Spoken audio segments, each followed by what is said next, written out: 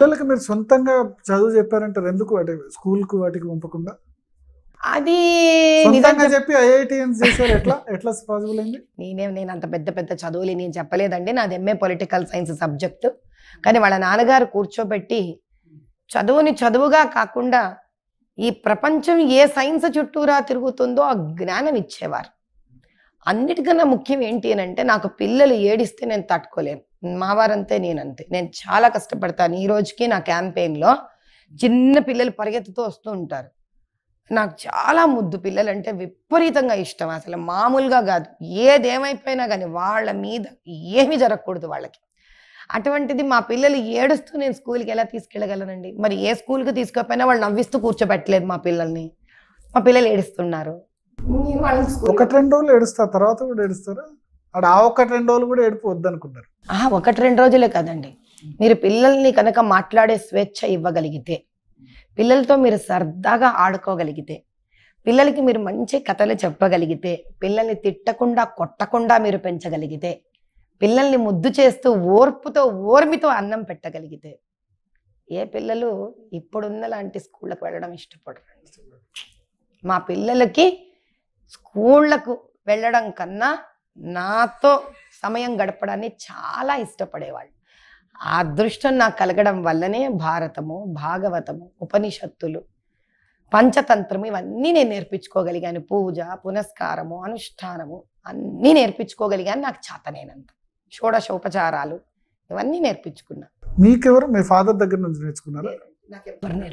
నేను ఎవ్వరు నేర్పించలే. నాకు నమ్మక చమకం ఇవన్నీ ఎట్లా నేర్చుకున్నారు? నేను చెప్తే మీరు నమ్మగలిగితే, నాకు స్వయంగా నాకు దక్షిణామూర్తే నా గురువు. నాకెవ్వరూ నేర్పించలేదు. నేనుగానే నేర్చుకున్నాను అంతే. నేనుగానే అంటే ఎట్లా విని నేర్చుకున్నారా?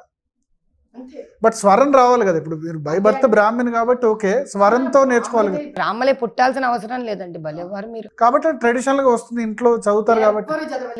నేను చదివింది ఎవ్వరు చదవలేరు మా ఇంట్లో. వాళ్ళెవ్వరికి రాదు. అందుకే నేను సాక్షాత్తు నాకు దక్షిణామూర్తి ఆశీర్వచనమే ఉంది. ఆ స్వరం కూడా నాకు భగవంతుడి కృపనే. శివరాత్రి రోజు మీరు చదివితే అందరు సర్ప్రైజ్ అయ్యారు. నా పరమేశ్వరుడే నా వెంట ఉన్నాడండి.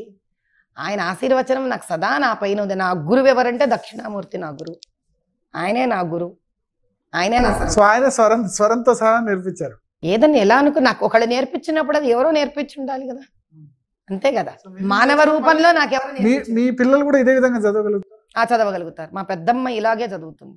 మా చిన్నమ్మాయి దుర్గా సూక్తం నాలాగే చదువుతుంది. ఇంత స్వరబద్ధ. వాళ్ళకి నాది విని విని విని విని వచ్చింది. నాకు పరమేశ్వరుడి కృపతోనే వచ్చింది. నాకెవ్వరు వేదమంత్రం నాకెవ్వరు నేర్పించలేదు. అంటే వేదాల్లో ఏమేమి మీకు? రుద్రంలో నమక చమకము, దాని తర్వాత నాకు శివ సంకల్పము, దాని తర్వాత దుర్గా సూక్తము. చూడకుండా ఇవి వచ్చు. చూసి చాలా చదవగలరు అమ్మవారి దయ వల్ల. So at the same time వాళ్ళు ఐఐటిఎన్స్ కూడా ఎట్లా అయ్యారు? ఎందుకంటే నాకు పిల్లలకి డొనేషన్ ఇచ్చి స్కూళ్లకు కానీ డొనేషన్ ఇచ్చి ప్రొఫెషనల్ ఇన్స్టిట్యూషన్స్కి నాకు పంపించడం ఇష్టం లేదండి. ఒక విద్యార్థి చదువునే సంపాదించలేకపోతే ఏం సంపాదిస్తారు చెప్పండి? వాళ్ళ కర్తవ్యం ఏంటి? పిల్లల కర్తవ్యం ఏంటి? ఏదైనా ఒక గేమ్స్ కానీ, ఒక లలిత కళలు కానీ, ఒక విద్య కానీ, ఒక కాలేజు, ఒక ప్రొఫెషనల్ కోర్సెస్ వాళ్ళు స్వయం కృషితో సంపాదించాలి. అప్పుడు 10 మందికి ఉపయోగపడే వాళ్ళు అవుతారు. రేపొద్దున వాళ్ళ నాన్నగారి ఈ కంపెనీలకు కూడా వాళ్ళు నెక్స్ట్ లెవెల్ అవ్వే అర్హత ఎక్కడి నుంచి రావాలి? వాళ్ళకి ఏదైనా ఒక్కటన్నా జీవితంలో వాళ్ళ సొంతంగా సంపాదించాలా?